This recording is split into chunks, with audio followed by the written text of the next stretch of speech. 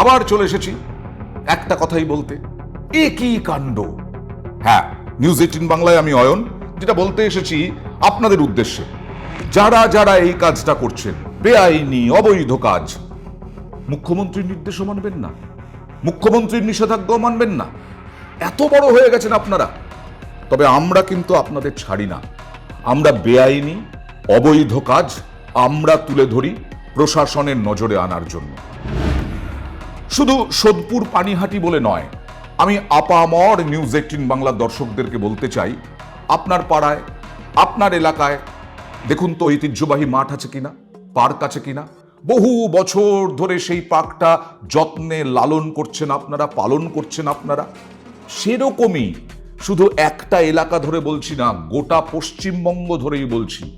এই যে অমরাবতী মাঠ নিয়ে পরশুদিন থেকে আমরা দেখাচ্ছি বেআইনি অবৈধ কাজ আমরা দেখাই।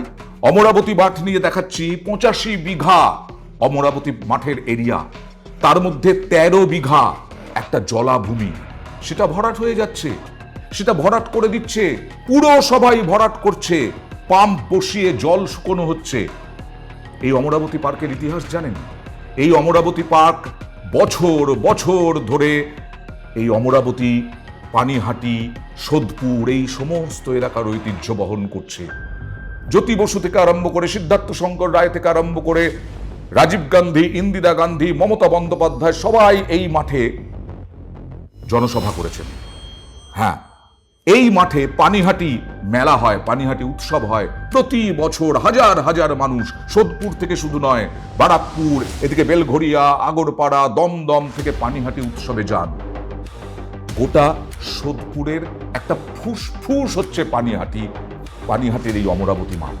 ফুসফুস, জলাভূমি আছে, এত বড় মাঠ আছে, সেই মাঠটা কেন ভরাট হচ্ছে? জলাভূমি কেন ভরাট হচ্ছে? না ওখানে নাকি আবাসন হবে, ওখানে নাকি হাসপাতাল হবে, ওখানে নাকি বেসরকারি কলেজ হবে। কে পারমিশন দিল?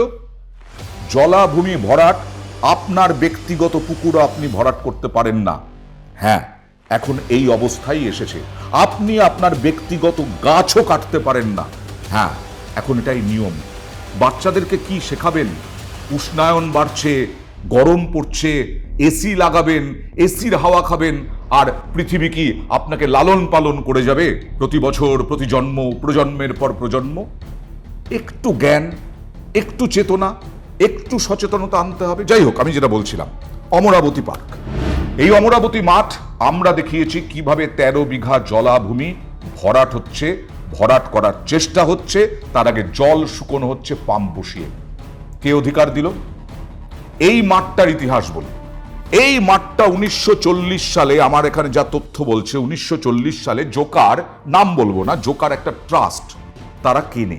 একটা ট্রাস্ট, মনে রাখবেন, একটা ট্রাস্ট তারা কেনে।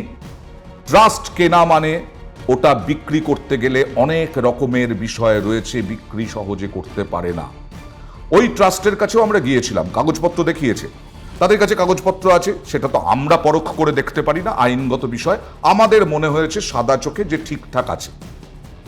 এবার দেখুন ওই ট্রাস্ট কি করেছে। ওই ট্রাস্ট পরিকল্পনা করেছে, পুরসভার সঙ্গে কথা বলেছে, এবং ব্যক্তিগতভাবে আপনারা আমাদের টেলিভিশন চ্যানেলে দেখাবো, দেখবেন তারা বলছে পানিহাটির বিধায়ক নির্মল ঘোষের সঙ্গে তাদের এই লেনদেন চুক্তিটা হয়েছে।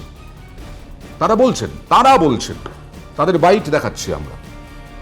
কি চুক্তি হয়েছে? যে ওখানে ওই 13 বিঘার ওপরে তারা একটা হোম করবেন, একটা হাসপাতাল করবেন, কিন্তু সেটা বেসরকারি উদ্যোগে করতে পারেন না।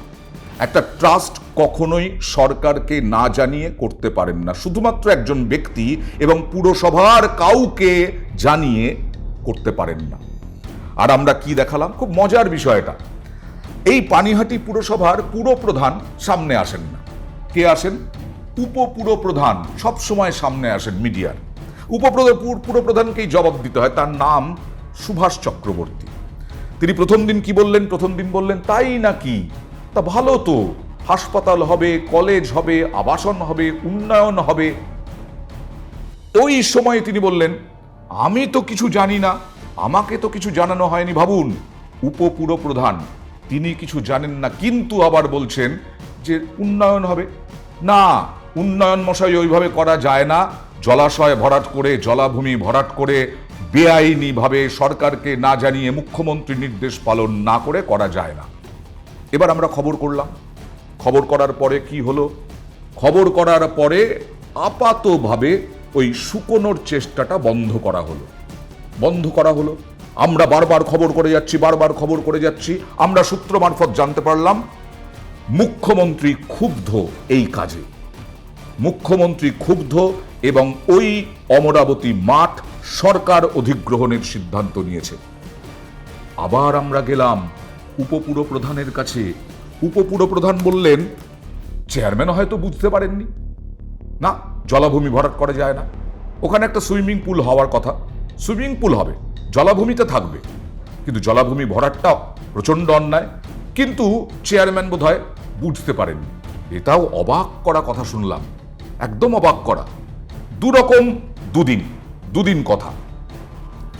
আজকে শোকজ করা হলো এসডিওর তরফে শোকজ করা হলো ওই জোকার যে ট্রাস্ট, যে সোসাইটি, তাদেরকে শোকজ করে বলা হলো, কারণ জানতে চাওয়া হলো তারা কিভাবে বেসরকারি সংস্থাকে বিক্রি করতে পারে, তারা কিভাবে ওখানে জলাভূমি ভরাট করতে পারে, তারা কিভাবে জলাভূমি ভরাট করে নির্মাণ করতে পারে, এবং 7 দিন জবাব দেওয়ার সময় চাওয়া হয়েছে।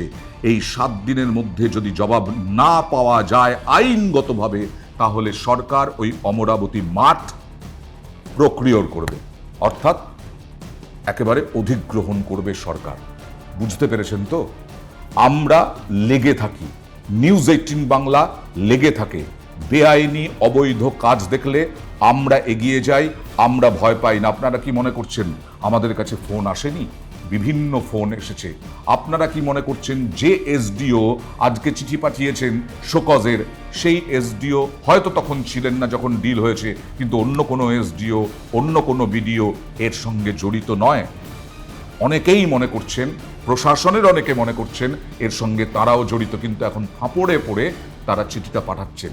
আর আমরা আবার বলছি, এই অমরাবতী মাঠ শুধু 85 বিঘা, শুধু সোদপুর, শুধু পানিহাটি নয়, বিভিন্ন জায়গায় এইভাবে অসৎ উপায়ে বিভিন্ন জলাশয় ভরাট চেষ্টা করছেন, ভরাটের আবাসন নির্মাণ করার চেষ্টা করছেন বড় বড় নামি নামি কোম্পানিগুলোর মাধ্যমে। কিন্তু আমরা বেআইনি অবৈধ কাজ তুলে ধরব, প্রশাসনের নজরে আনার জন্য। বুঝতে পেরেছেন তো? একেবারে মুখ্যমন্ত্রীর নজরে পড়েছে।